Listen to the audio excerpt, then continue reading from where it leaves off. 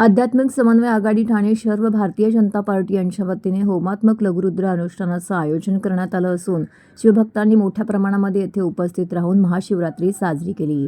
सर्वत्र महाशिवरात्रीचा उत्सव हा मोठ्या उत्साहाने आणि भक्तिभावाने साजरा होतोय। अनेक जण या दिवशी भगवान शिवशंकराच्या मंदिरामध्ये जाऊन पूजा करत असल्याचं चित्र पाहायला मिळालं। सर्व भगवान शिवशंकराच्या मंदिरामध्ये प्रचंड अशी भाविकांची गर्दी उसळलेली आज पाहायला मिळाली। या दिवशी भगवान शिवशंकराची पूजा करणं हे अत्यंत शुभ असं मानलं जात असल्यामुळे अनेक भाविक मंदिरामध्ये जाऊन भगवान शिवशंकराची पूजा करून दर्शनाचा लाभ घेत आहेत।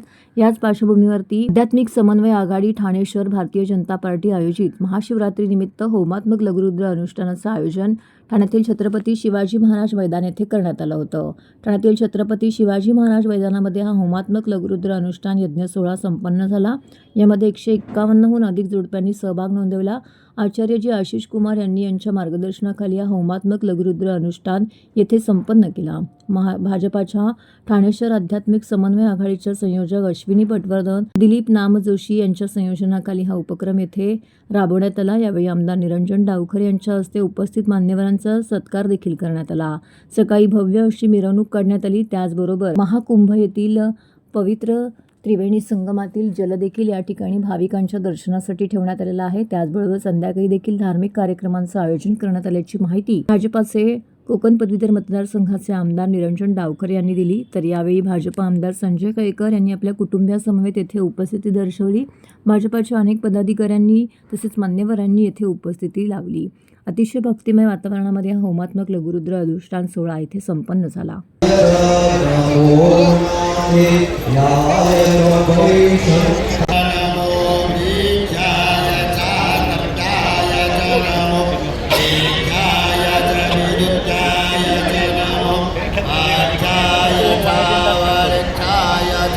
नमो वात्याय च रेम्याय च नमवास्तव्याय इंद्र च मे अंतरिक्ष च इंद्र च मे ध्योश्च इंद्र च मे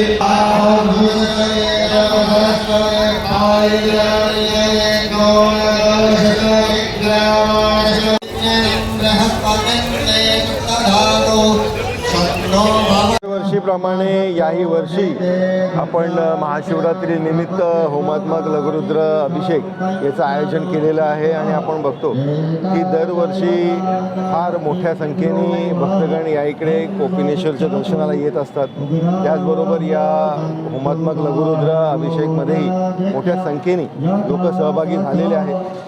प्रामुख्याने याच्यामध्ये विशिष्ट वेगवेगळ्या समाजाचे वेगवेगळ्या समाज घटकातली लोकही म्हणजे धर्म पंथ याच्या व्यतिरिक्त राहून आपण या होमामध्ये या अभिषेकामध्ये सामील झाला पाहिजे।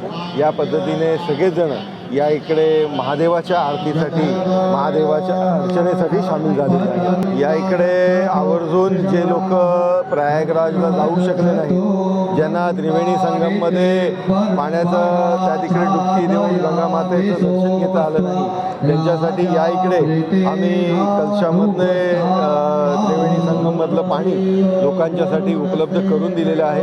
हा एक लोकांच्या भावनेचा विषय आहे, हा भक्तीचा विषय आहे। त्या दृष्टिकोनाने एक लोकांना त्यांच्या आयुष्यात सर्व दृष्टीने आनंद भेटावा, सुख समृद्धी भेटावी या दृष्टिकोनाने या पूजेचं या महायज्ञाचं आयोजन केलेलं आहे आणि त्याच्यामुळे याच्यामध्ये मोठ्या प्रमाणात लोक हे सामील झालेले आहेत। आज महाशिवरात्रि के दिन आध्यात्मिक समन्वय आघाड़ी एवं माननीय श्री एडवोकेट निरंजन डावखरे जी ने यहाँ थाने में जो सामूहिक लघुरुद्र का अनुष्ठान किया है, जिसके कारण सभी थानेवासियों को पूरा वातावरण शिवमय बन गया है। लोगों को शिव जी का पूजन करवा लघुरुद्र करने का मौका मिला है।